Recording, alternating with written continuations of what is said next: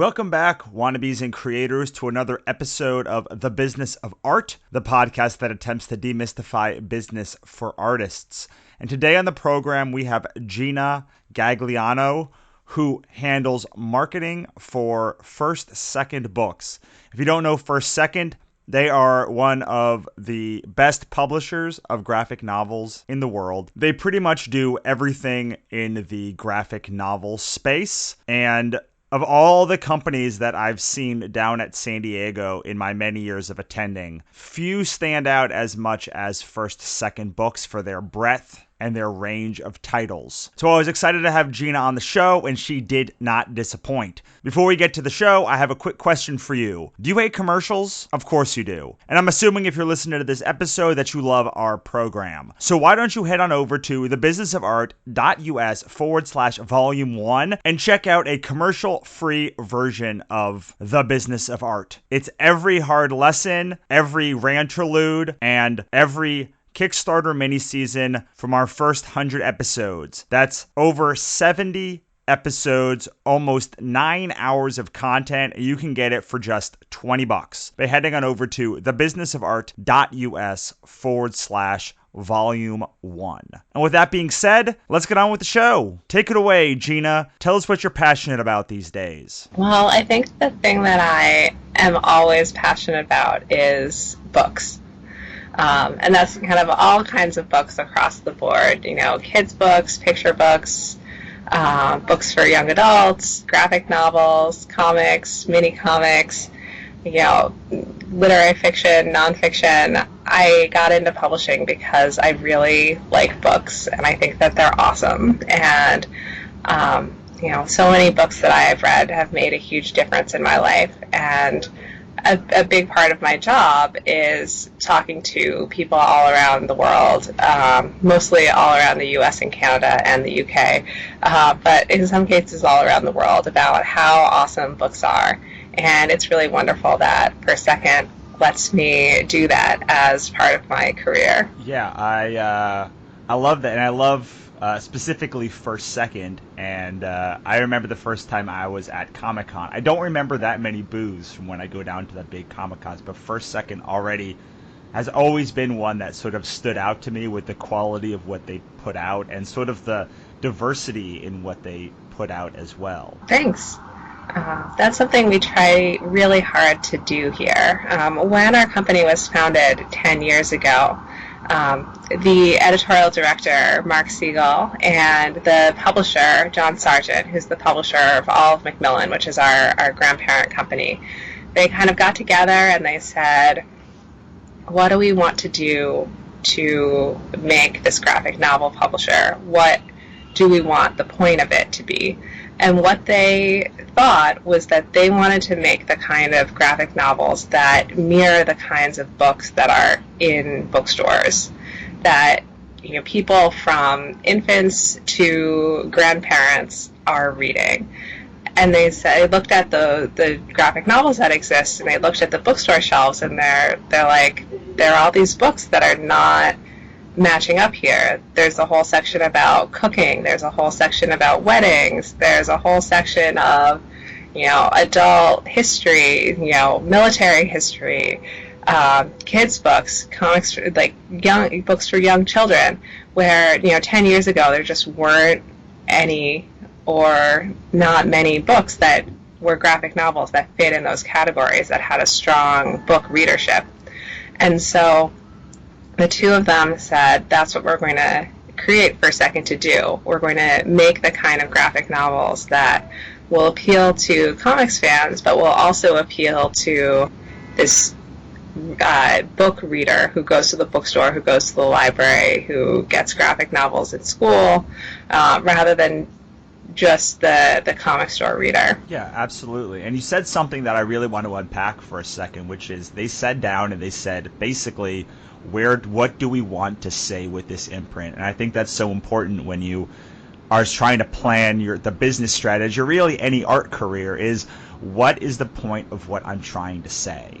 Do you find that's true with the stuff that you guys are putting out? Yeah, I think that there can be a wide variety of reasons to do things. For artists to publish books, for publishers to publish books, like we have artists who do books who are doing them because this is the one story that I always wanted to tell, or because now I have kids and I'm inspired to make comics for them, or because I love science, or, because I think that the subject of this book is awesome and I want to write more about it.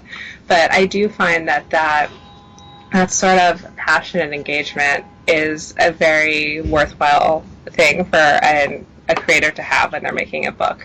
And one of the reasons I brought up was to say that I'm interested in this, or I think it's awesome, and that is enough of a reason to make a book. Like, I don't think that you need to, when you're making a book, go out and be like, let me do research. Like, are there any other books that are exactly like this? Oh, wait, no, like, there's a fantasy with bunnies in it. I can't make a fantasy with bunnies in it.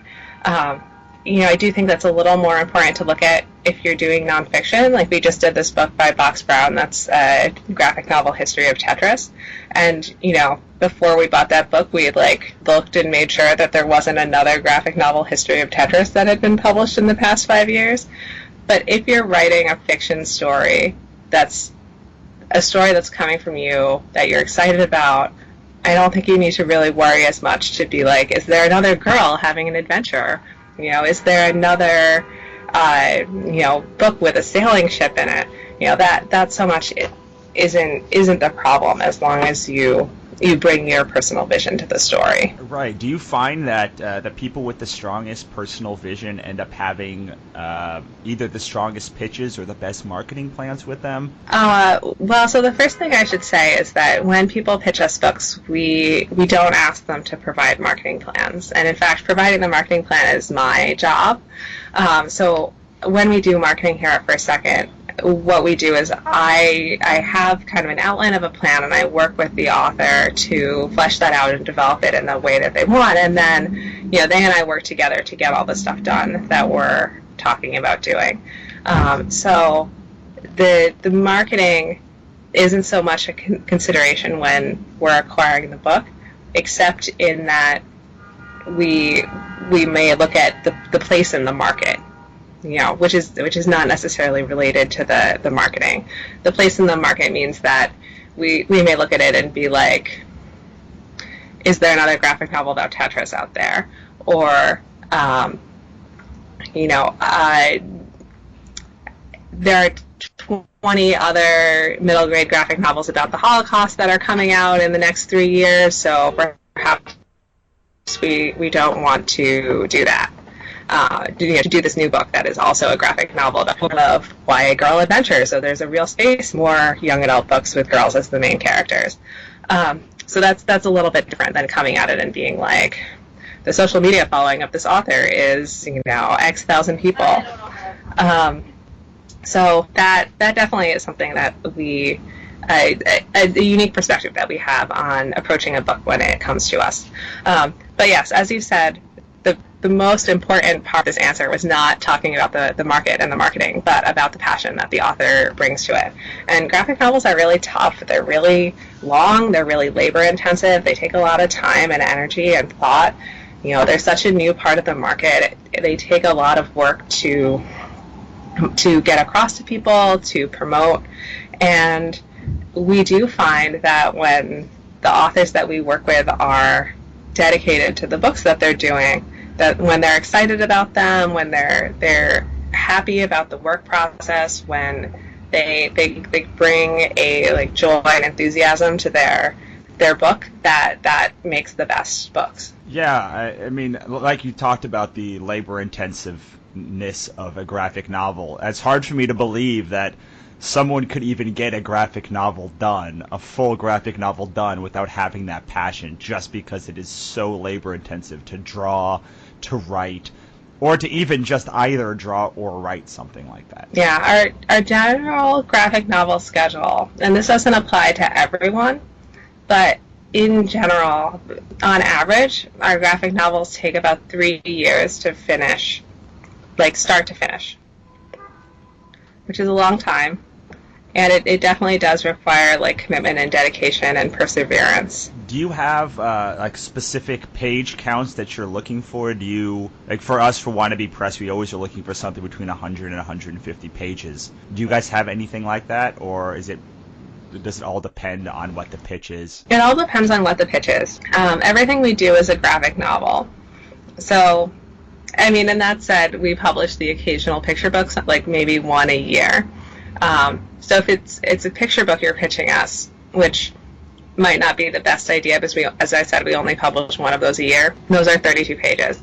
And then that is a graphic novel. So when we look at those books, if it's a graphic novel for younger children, we may have a page count that's under 100. And by younger children, I mean 4-year-olds. I don't mean kids in middle school. So, of course, all of our page counts are in signatures, so they're all in increments of 16. So, like 80 or 96 pages. We published this book called Hippopotamuster by John Patrick Green, another one by Sarah Barron called Odd Duck. Those were 96 pages. Then the next age up from that is like elementary chapter book readers. And we haven't published a lot of those in the past, but there's something that we're starting to do a little more. And that's kind of in the, somewhere in the 100 pages range. Our middle grade books are kind of generally in the range of 100 pages to under 300 pages. And then our YA books for young adults are in the range usually of somewhere around 160 to 300 or less, though some of those books get a little longer. And then our adult books kind of span from the 160 and up.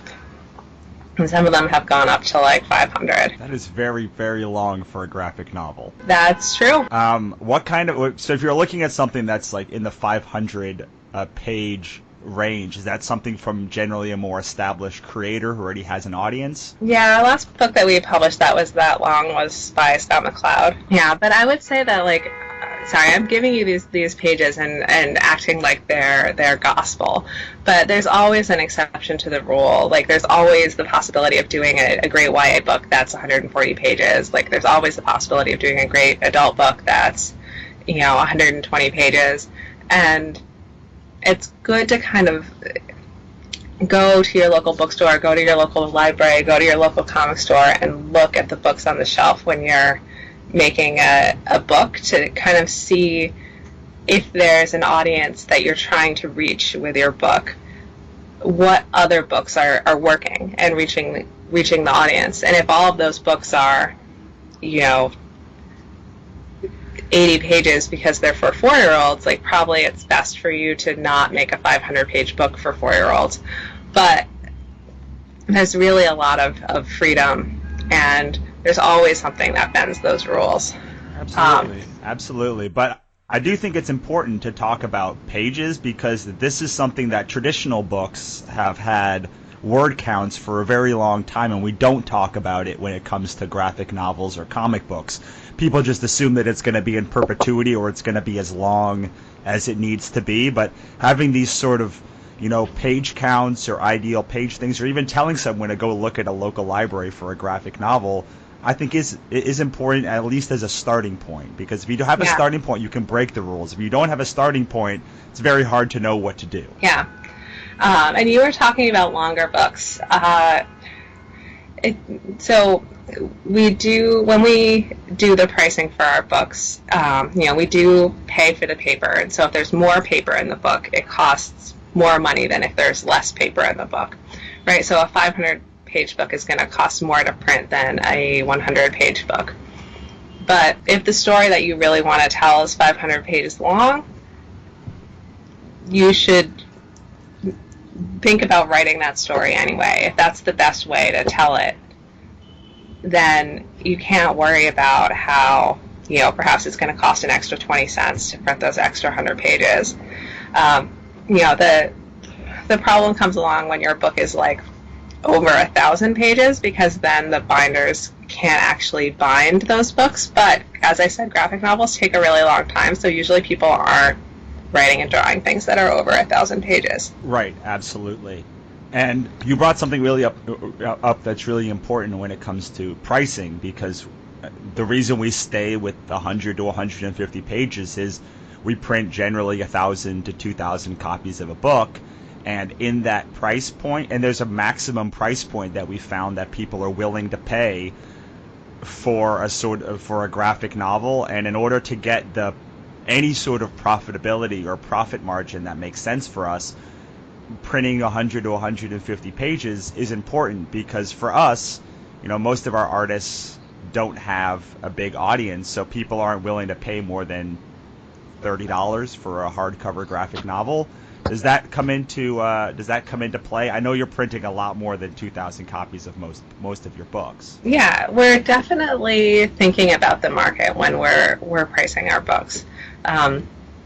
With kids and YA books especially, I think adult comics have a little bit more of a flexibility, and adult literature does as well, with whether you can price things up to sometimes $30 or $40. But I think that all of the vast majority of our books have been under $30, and largely they're under $20. Yeah, especially if you're doing a YA book. I know my friends that work in the YA or all ages market, generally those books top out at $20, whereas an adult book tops out at $30, or if it's oversized $40, or if it's from a well-known person $50, depending on the run itself. Yeah, and so you mentioned all ages there.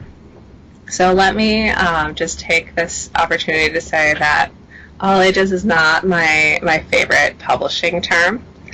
I feel that it is so broad as to be unhelpful in getting people to find books properly.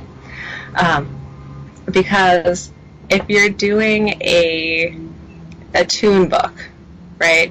One of the books that Francois Mouly publishes that are perhaps 40 pages long, that are very simple, panel structured. The text is, not usually multisyllabic. Like it's organized so that the youngest readers can find it. Though the ideal target age for those books are 3-year-olds and 4-year-olds and 5-year-olds, and you can call them all ages, but it does a disservice to the book, who really wants to be getting out to those younger kids.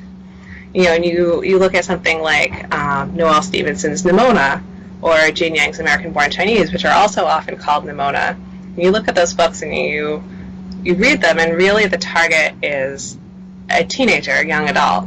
And lots of other people can read and enjoy those books. But if you label them as all ages, you're putting them in this category where, perhaps the parent of the 3-year-old who has read, Little Mouse Gets Dressed by Jeff Smith is like, well, American-Born Chinese is the next book I read after that, which is just not the best transition book from Little Mouse Gets Dressed. Could you talk a little bit about sort of the breaks that you see in the age groups, and what we should be calling each of these groups? Yeah, so a lot of this comes from the fact that our parent company is a book publisher. So these age groups that we work with at our company come from our parent company, and they come a lot from the education market. So it's a lot about kids and their reading, and not as much about adults who have the freedom to read everything. And when we look at age categories, what we say is that there's a target age, and that's the age that we categorize things as. So we look at a reading audience basically as a bullseye, and the target age that we label books at is that the red circle in the center of the bullseye. But of course there are lots of other people at lots of different reading abilities who can all read the books. I read all the books and I enjoy all of the books. But that target market is the age category that we label things at, and we say that that's the ideal reader for the book. And every time we talk about this, there's someone who's like, but Matilda read all of the books. And I feel like Matilda is kind of the target market of everyone, but she is also the exception to the rule. You know Roald Dahl's Matilda, right? Yes. That wasn't a confusing reference. No, Okay. I hope everyone in our audience knows Matilda. Yes. That's because she's awesome and because she loves books, which makes her one of my favorite literary characters. And because she has like magical psychic powers, which also makes her one of my favorite literary characters. So the categories that we look at here are picture books, which are the youngest age category of books. Those are usually 32 pages. Sometimes they're 40 pages. They have very simple text. They have very simple artwork. They are meant usually to be read aloud to kids. Then the next step up from that is early readers, which we don't publish because that's a very specific market. If you don't know any comics early readers, you might remember Little Bear or George and Martha, which are famous kids reader series. Amelia Bedelia is also a famous kids reader series. So what those are is very simple books with simple text, simple artwork. They're meant to be the transition phase for kids who go from having picture books read to them to reading books on their own. Would this be something like Captain Underpants Dork Academy level as analogous to like a book market? No, that's actually a chapter book. That's the next step up from that. As far as comics, I mean, Francoise Malia is really the only one who's doing readers. Her books by Eleanor Davis, Stinky, and the one Eleanor and Drew did together about the fashion dog, which is fantastic. Those are great. She's been doing books with people like Lily Carey, Jeff Smith, Art Spiegelman did one for her. They're really cool and fantastic. But like Little Bear, I think, is probably the best book market comparison book for this. And I feel like everyone's read Little Bear because Elise Holm Minorick's text is great, Maury Sendek's art is great, it's just so good. Okay, so that's readers. The next step up is chapter books, which Captain Underpants, as you said, is a good example of. And so these are books that have text, they're prose books, and they may have occasional illustrations. Nick Brill's Bad Kitty books are a good example of this.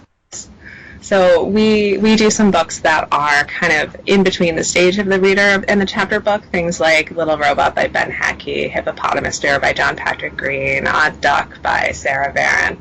And they're in that age range of like 5 to 7, age 5 to 7. The next step up from chapter books is middle grade books. And that's books that are for people that are, between 8 and 14. So it's when you're in elementary school and when you're in middle school, when you're in like 4th grade to 8th grade. So books like Ben Hackey's Zeta the Space Girl, C.C. Bell's El Defo, Nathan Hale's Hazardous Tales, those are all great middle grade graphic novel examples. Is this something like Smile or like Faith Erin Hicks books, or is that the next level up? Smile's definitely a middle grade book. So is Faith's The Nameless City. Friends with Boys and Nothing Can Possibly Go Wrong are YA books that Faith has done. And I mean, the easiest way to tell a lot of these kids' books apart is that the ones that are for middle grade readers, the people who are, between 8 and 14, they usually have characters in them that are about that age. So if you're reading a book, like reading down, that's what I've people like reading up to a different level or in their same age grade. Is that correct? Yes, and also just because probably the best audience for a book about someone who's in high school is going to be someone in high school, right? So the best audience for a book about someone in middle school is going to be someone in middle school, and of course that's not always the case, and there's always exceptions to these rules. Like the Book Thief is a famous one that features a very young protagonist. I think she's 10, and it's definitely a YA novel. On the whole, books about teenagers tend to be for teenagers. So the category after middle grade is young adult, and that is 13 or 14 to 19. It's the classic category of novel that tends to be the YA novel, and it's such a cool age category because it's all about that point in your life when you're like making the decisions about what to do with your life yourself, instead of having your parents or other people do it. And it just makes for these wonderful pieces of literature where kids are becoming grown-ups like through the text. Right, yes. That's a very popular category. And then there's a couple more on top of that, right? New adult and then adult. How does the marketing differ depending on which age category? So if I were to want to make a graphic novel and I decided I wanted to target it at middle grade authors or the middle grade market, how would that differ? How would that marketing plan differ from targeting it at, let's say, a first reader market, or maybe not first reader because you don't do that, but a chapter book market? Adults. Yeah, sure, or adults. Well, so it's interesting marketing to younger kids because basically anyone under a teenager you're not going to find online as much. And all of us in the present day, we're online all the time. I'm online for most of my job, emailing people, doing social media, all this stuff. And chapter book readers, like 5-year-olds and 6-year-olds are not really using the internet in that way. An article in Entertainment Weekly online is not going to be like the 5-year-olds. So instead of appealing to 5-year-olds directly, or 8-year-olds or 12-year-olds, generally what we do is appeal to either teachers, librarians, and booksellers, or appeal to parents. So that's obviously a different market than if you're trying to reach people directly. Like we'll have adult books like Lucy Knisley's Relish, which is all about food, where there's a specific market of adult foodies who are like, this is people who love comics will love this book, people who love food will love this book. And there's magazines to reach those people, there's websites to reach those people, there's social media, there's different restaurants and famous people who are the people to talk to about food. And when you're trying to reach that category of people to talk to about children's books, they are the teachers, the librarians, the booksellers, and the parents. And there's specific magazines, there's specific social media, there's specific websites that are all about teaching kids or being a parent or any of these things, which directly talks about parents and kids and the best things to do for them. So when because I find that I go to a lot of shows as well, and that's how I find even when you are selling a middle grade fiction book to a child, it has to be sort of a commingling or co-merging of things. Like the parent has to like it and the kid has to like it. And if one of those two people don't like it, then it's not going to work. It's not like with an adult book or even a YA book where somebody has money themselves and they can then choose themselves. It has to be sort of this merging of parent and child. Do you guys find that when you're doing marketing as well for these younger readers? Yeah, and a lot of the buying decisions for kids' books are all about the parents. They're all about the grandparents and what they think is appropriate for the kids. So, most of our sales aren't at shows. We go to a lot of shows and we really enjoy them. But mostly what we do is we empower other people, like bookstores, comic stores, teachers and librarians, to pitch the books to kids and parents themselves. So when you're a bookstore or a comic store, usually you're dealing with this situation where, either the parent has to like the book or the kid and the parent have to like the book together. We go to conferences, we do programs about hand selling. I'm doing one at Book Expo America this coming year, directly reaching booksellers and being like, how do you talk to these people about how these books are great?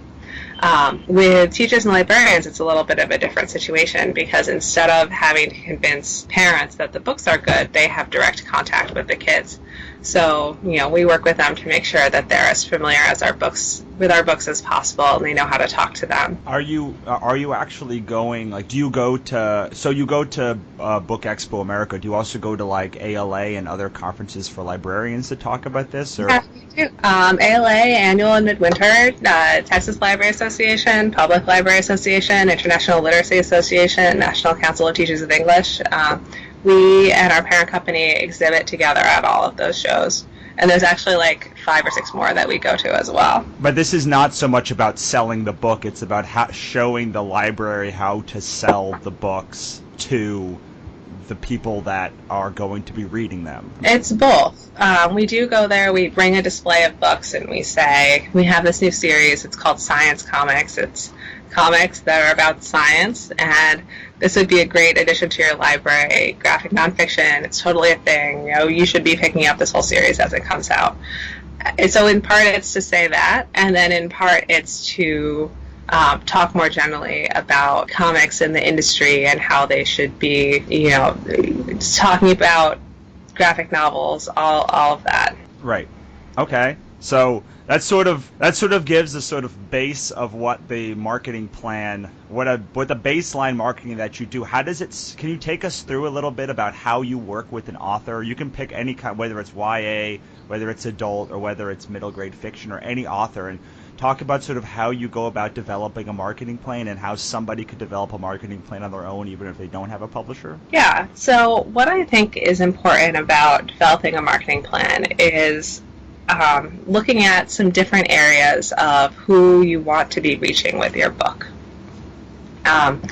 So the areas we look at are bookstores, comic stores, publicity, online, schools and libraries, and I think that's it. Anyway, bookstores, comic stores, publicity, online, schools and libraries. Oh, and we also look at like advertising and promotional materials. So we go through that, and and a person can go through that and say, do I want my book in bookstores?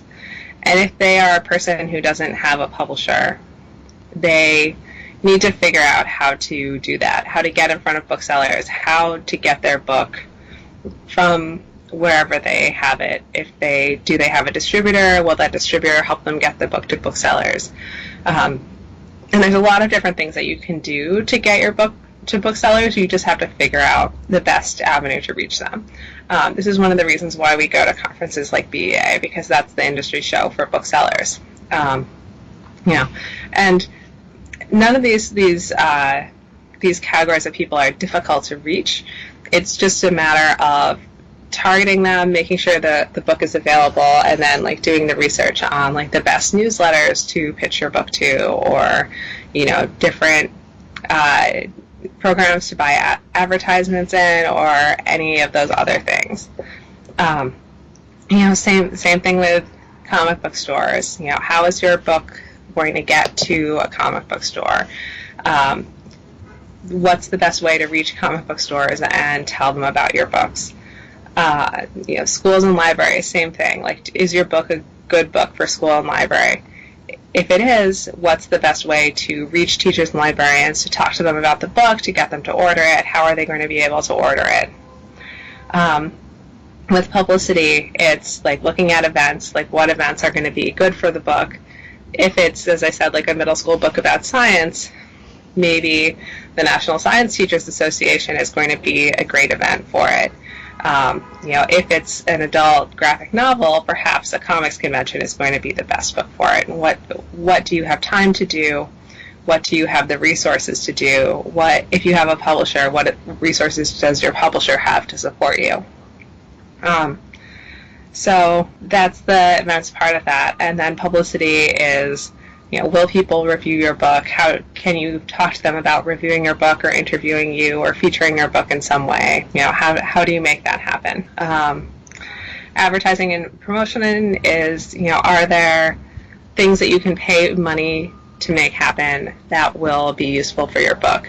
Will it be useful to have like bookmarks to give out when you do events, or pins, Or if you're going to exhibit at conventions, do you want to make like a preview flyer for people so that they can get a glimpse of your book before buying it?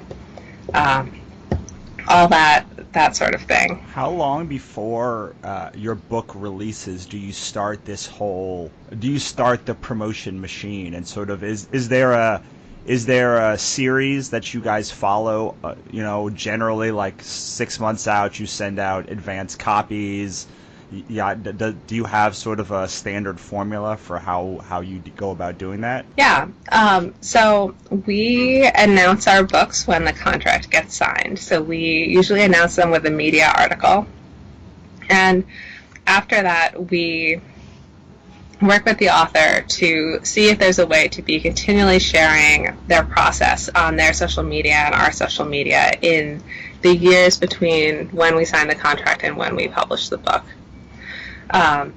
So sometimes there is, sometimes there isn't. If there is, then that's something we'll be kind of continually working on, where the author may be sharing images of stuff on a daily or weekly or monthly schedule. Sometimes they'll send images of stuff in process to us as well, and we'll share them on our social media. Then generally the part where we're like moving into gear starts like a year to 9 months out from the book publication, where we're with basically a cover reveal for the book, which we'll have ready at that point. So we've just finished the cover reveals for all of our spring 2017 titles, and then I'll be sending out the catalog for that list next week, which will be the first week of November. So we'll have PDFs of all of our books up on Edelweiss, which is a catalog program, and NetGalley. And we have catalogs and stuff, and they're going to be going out around this time as well. And then our books come in about 5 months before pub usually, so that's when we'll be sending them out to reviewers. Okay, and then are you planning with the reviewers like when they're going to launch it, like at what time to maximize maximize? And usually right around publication is the best time to do that. And then when your artists start, do you help them plan like a book tour, or is that completely on their own to plan? No, so generally around now is the time that I'm planning the marketing for the books that are coming out next year in the fall. So I have plans in place for all of our books that are coming out between January and August.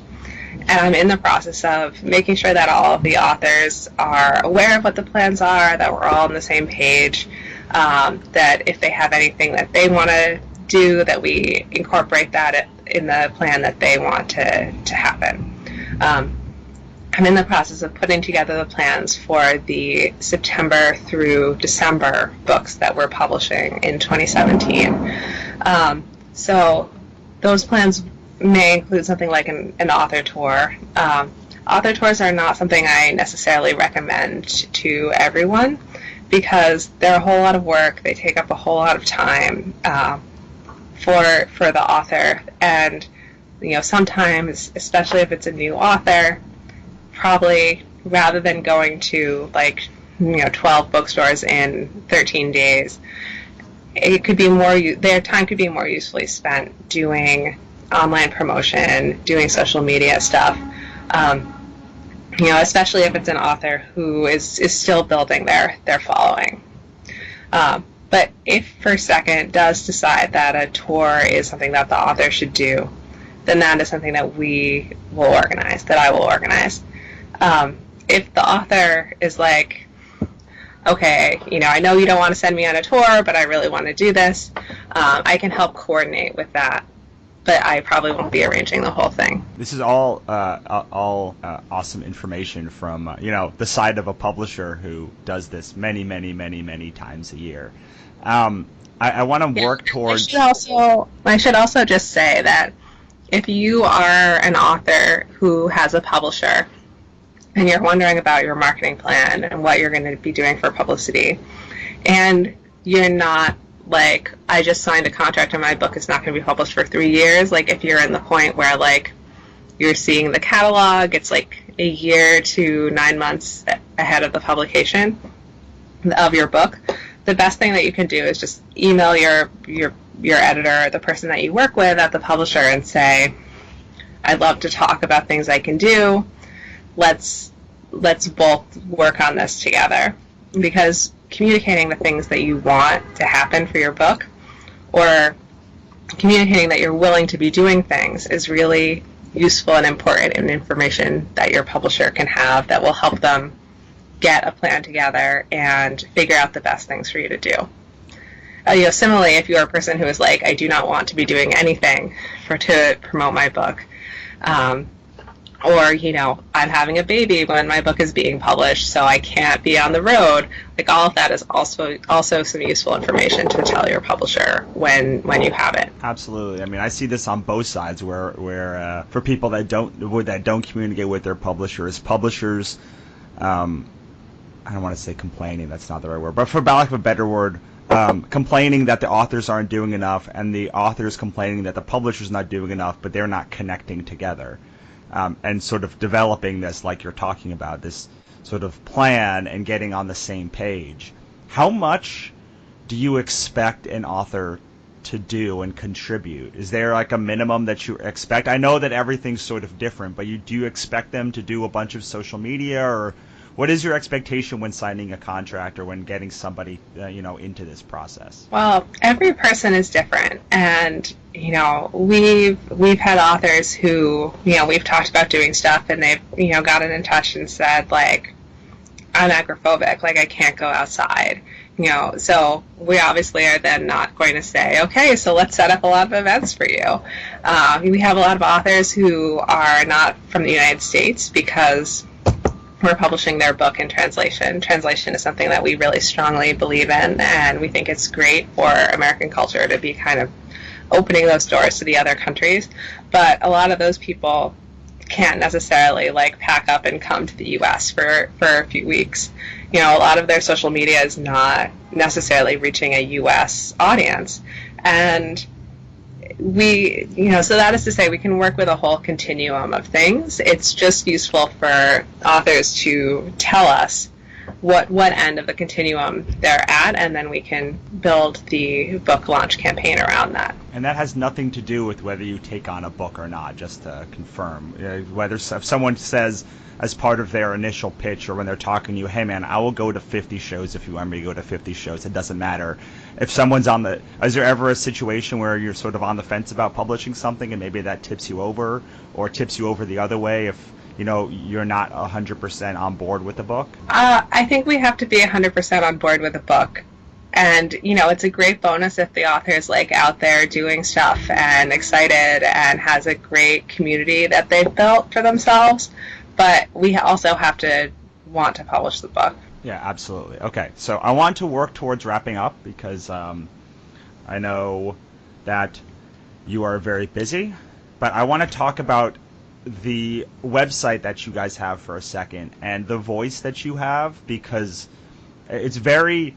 you have a very specific voice in your blog and in your FAQs. It's very playful, and that even goes to when I've looked at several of the blogs from different people like yourself and other people at the company, and it all sort of has this very sort of playful, whimsical feel. How did you guys develop that? Is that something you guys are consciously working on all the time? Yeah. So we have a pretty small staff here at First Second. It's 7 people right now. And it's 7 people because, this year we hired 3 people. It was 4 people up until last year. And so our blog is a little irregular. It's basically posts from the staff when we have time to put those together. But when we were building the blog in the first place, we were looking at it and we saw that, especially to comics creators who are, making mini comics, who are doing things in a very DIY way, the idea of comics publishing, even publishers like Oni or D&Q and Fantagraphics, like not even to mention Macmillan, which is this like giant multinational monolith, they're very confusing to people. They're very confusing and complicated, and there's this idea that like there's this like monolith that is, you can't see into, you don't understand what's going on. And when we do our social media, we want to be trying to break down that wall a little, so we're open and accessible, and so that people can not be feeling that we're on the moon and they're in their bedroom in Massachusetts, and they're like, how do I even get to the moon? I don't know how to do it. Yeah, I mean, it feels very approachable, your website. I mean, Thank you. And I laughed a couple of times, especially on the FAQ, because these things are usually very, like you said, I mean, your parent company is a monolith, and you kind of expect these FAQs and these about us to be, maybe not stuffy, but very proper. And yours are very much not like that at all. And I appreciated that because it does feel very, very colloquial. And I mean, I felt almost immediate like I had there's a connection between you and the people that are on your site. And especially because, even though you publish all of these very different pieces, they all very much feel like one family could enjoy all of them. Yeah, that's our hope. So as we work towards wrapping up, I want to ask you if there's anything that we talked about that we didn't talk about today that you'd like to cover for the audience. I think we talked about a lot of good things. I think, of the stuff we talked about, communication is really one of the most important things to think about when you're entering a relationship with a publisher. Just making sure that you know what you want and your publisher knows what you want, because there's no better recipe for disaster than not talking to people about the things that you want to happen and hoping that they happen anyway. Absolutely. I mean, there's so often a publisher, artist, or author divide, or even a contentious relationship because there's not this baseline understanding that you're both working towards the same goal. You both want a successful product from one or the other person, and with that communication, you kind of understand. The more communication you can have, the more you understand that both sides are people working to the same goal and wanting the same things. Definitely. Everyone that I know who works in book publishing, like all the people I know across the world who work in book publishing, they do it because they love books, they care about authors, they care about publishing books, and sometimes we aren't able to make everything we'd like to happen for a book, but it's not because we're not trying our best and doing everything we can to promote these books that we love. Absolutely. Are there any books that are coming up that you'd like to plug before we get out of here? Well, we just had this graphic novel by Box Brown called Tetris come out. It's great. It's about the history of Tetris and how could there be a better book. It is super awesome. And then I'm excited for one of our upcoming Winter 17 titles. Well, I'm excited for all of our upcoming Winter 17 titles. But what I'm going to call out is this book called California Dreaming by Penelope Bajou. And it's this great book about Mama Cass from the Mamas and the Papas. And it's nonfiction. It's a biography of her told through the eyes of people throughout her life. And it's done in this fantastic scribbly pencil style. It looks wonderful. Awesome. That does sound awesome. So we'll be on the lookout for that. Last question for you, or last statement for you, is could you please give us a piece of advice, a parting advice that you haven't given already, and then where we can find you guys online, and then we'll say goodbye. Okay, I'll talk about where we are online before I give this piece of advice. It won't give me time to come up with the piece of advice. So we are on Twitter and Facebook and Instagram and Tumblr. And we're on all of them as First Second or First Second Books or 01 First Second. And we also have a blog, which is firstsecondbooks.com. And then our books are also on our parent company's website. And our parent company is called Macmillan, and they're pretty great. And they, do a lot of resources and all this stuff for them, which is awesome. So what shall I advise people to do? I don't know. Uh, This is your last. This is the last thing you get to say to the audience. So, what you could be a piece of creating advice, a piece of business advice, a piece of marketing advice. yeah, well, so I think that my piece of advice will be a very general piece of advice, and I really advise people to read. If you want to get better at making books or comics, reading lots of books and comics, like taking a close look at them, seeing what they do, getting a sense of what authors are out there and what kind of books they're writing and what kind of books that you like and where you kind of fit into this literary landscape. I think that's a really strong and positive thing that you could do. Awesome. I love that piece of advice. I know it's very simple, but it's the one that I give most of the time. Thank you so much, Gina, for coming on. Well, thank you for having me. So that was Gina Gagliano from First Second Books, and I hope you got a lot out of that. I know I did. She talked about some things we'd never talked about on this show, including the different age brackets for each age group. And it's super important information. I can't believe we haven't covered it in the past 130-ish episodes. If you like this episode, please head on over to thebusinessofart.us/iTunes or Stitcher or Google Play or anywhere you get your podcasts. Rate, review, and subscribe today. It helps more than you will ever know. Thanks so much, wannabes and creators. I will see you next time.